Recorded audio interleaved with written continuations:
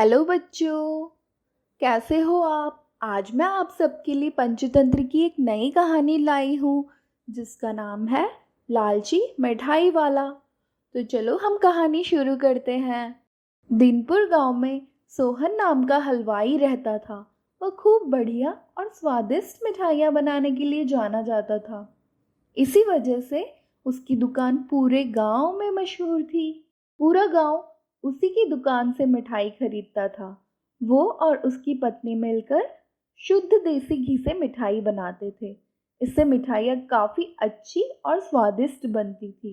हर रोज शाम होते होते उसकी सारी मिठाइयाँ बिक जाती थी और वो खूब अच्छा मुनाफा कमाता था। मिठाइयों से जैसे जैसे उसकी आमदनी बढ़ने लगी, सोहन के मन में और पैसा कमाने का लालच आने लगा। अपने इसी लालच के चलते उसे एक तरकीब सूझी। वह शहर गया और वहां से एक दो चुंबक के टुकड़े लेकर आया। उस टुकड़े को उसने अपने तराजू के नीचे लगा दिया। इसके बाद एक नया ग्राहक आया जिसने सोहन के पास से 1 किलो जलेबी खरीदी।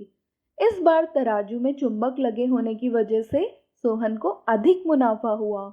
उसे अपनी इस तरकीब के बारे में अपनी पत्नी को बताया, लेकिन उसकी पत्नी को सोहन की यह चालाकी अच्छी नहीं लगी।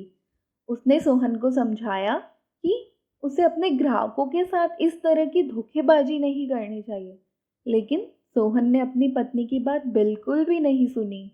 वो हर रोज तराजू के नीचे चुंबक लगाकर अपने ग्राहकों को धोखा देने लगा। इससे उसका मुनाफा बढ़कर कई गुना अधिक हो गया और इससे सोहन को काफी खुशी हुई। एक दिन सोहन की दुकान पर रवि नाम का एक नया लड़का आया। उसने सोहन से 2 किलो जलेबी खरीदी। सोहन ने उसे भी चुंबक लगे तराजू से तोलकर जलेबी दे दी। रवि ने जैसे ही जलेबी उठाई, उसे लगा कि जलेबी का वजन 2 किलो से कम है। उसने अपना शक दूर करने के लिए सोहन से दोबारा से जलेबी तोलने के लिए कहा। रवि की बात सुनकर सोहन चिढ़ गया। उसने कहा, मेरे पास इतना फालतू समय नहीं है कि मैं बार बार तुम्हारी जलेबी ही तोलता रहूं। इतना कहकर उसने रवि को वहां से जाने के लिए कह दिया। सोहन मिठाई वाले की बात सुनने के बाद रवि जलेबी लेकर वहां से चला गया। वो एक दूसरी दुकान पर गया और वहां बैठे मिठाई वाले से अपनी जलेबी तोलने के लिए कहा। जब दूसरे दुकानदार ने जलेबी तोली तो जलेबी सिर्फ 1.5 किलो ही निकली। अब उसका शक यकीन में बदल गया। उसे पता चल गया कि मिठाई वाले ने तराजू में कुछ गड़बड़ की है। अब उसने तराजू की गड़बड़ को सबके सामने लाने के लिए खुद एक तराजू खरीद लिया और उसे ले जाकर सोहन मिठाई वाले के दुकान के पास ही रख दिया। फिर रवि अपने सभी गांव के लोगों को वहां पर इकट्ठा करने लगा। जैसे ही लोगों की भीड़ इकट्ठा हो गई तो उसने गांव के लोगों को कहा कि आज मैं आप सभी लोगों को एक जादू दिखाऊंगा। यह जादू देखने के लिए बस आप लोगों को सोहन मिठाई वाले से खरीदा गया सामान एक बार इस तराजू में तोलना होगा।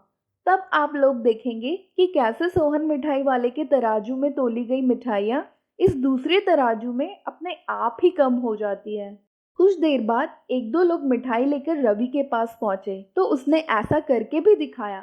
इसके बाद सोहन की दुकान से जिसने भी मिठाई खरीदी थी, सभी ने रवि के तराजू में तोलकर देखा तो सबकी मिठाइयाँ 250 ग्राम से लेकर आधा किलो तक कम निकली। यह सब देखकर लोगों को काफी हैरानी हुई। अपनी दुकान के पास ही यह सब होता देख सोहन मिठाई वाला रवि से झगड़ा करने लगा। उसने लोगों को बताया कि रवि ये सब नाटक कर रहा है। अपनी बात को सही साबित करने के लिए रवि सीधे सोहन मिठाई वाले का तराजू लेकर आया और तराजू में लगे चुंबक निकालकर सबको दिखाने लगा। यह देखकर गांव वालों को बहुत गुस्सा आया। सबने मिलकर उस लालची मिठाई वाले को खूब मारा। अब उस लालची मिठाई वाले को अपने लालच और उसके कारण की गई गलत हरकतों पर पछतावा होने लगा। उसने अपने गांव के सभी लोगों से माफी मांगी और वादा किया कि भविष्य में वो कभी ऐसी कोई जालसाजी नहीं करेगा। सोहन की इस धोखेबाजी से पूरा गांव नाराज था, इसलिए लोगों ने उसकी दुकान पर जाना काफी कम कर दिया। इधर सोहन के पास पछताने के अलावा कुछ नहीं बचा था, क्योंकि वो पूरे गांव वालों का भरोसा खो चुका था। तो बच्चों, इस कहानी से हमें सीख मिलती है कि कभी भी लालच नहीं करना चाहिए। हमेशा ईमानदारी के साथ अपना काम करने से ही इंसान का नाम होता है।